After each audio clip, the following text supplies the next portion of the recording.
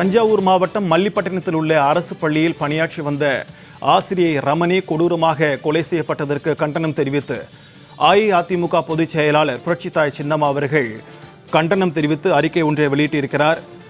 அந்த அறிக்கையில் தஞ்சாவூர் மாவட்டம் மல்லிப்பட்டினத்தில் உள்ள அரசு பள்ளியில் பணியாற்றி வந்த ஆசிரியை ரமணி அவர்களை பள்ளியிலேயே கொடூரமாக கத்தியால் குத்தி கொலை செய்திருப்பது மிகவும் அதிர்ச்சியையும் வேதனையும் அளிப்பதாக கழக பொதுச் செயலாளர் புரட்சித்தாய் சின்னம்மா தெரிவித்திருக்கிறார்.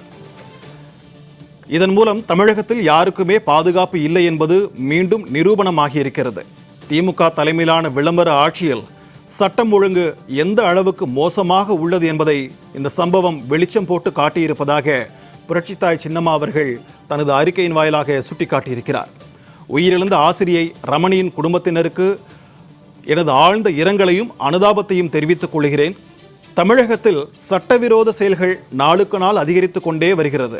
இந்த விளம்பர ஆட்சியில் சட்டம் ஒழுங்கு பாதுகாக்கப்படாததால் யார் வேண்டுமானாலும் எதையும் செய்யலாம் என்ற அவல நிலை இருப்பது மிகவும் வேதனை அளிப்பதாக கழக பொதுச் செயலாளர் புரட்சித்தாய் சின்னம்மா அவர்கள் தெரிவித்திருக்கிறார். இவ்வாறு குற்றச்செயல்கள் தொடர்ந்து நடைபெறுவதால் மாநிலத்தின் பாதுகாப்பே கேள்விக்குறியாகிறது.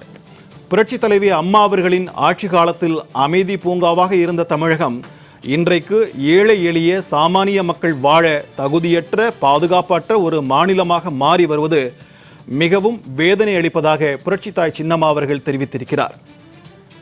தமிழகத்தில் உள்ள இளம் வயதினர் தவறான பாதைகளுக்கு சென்று விடாமல் பார்த்து கொள்ள வேண்டியது ஒரு அரசின் தலையாய கடமையாகும்.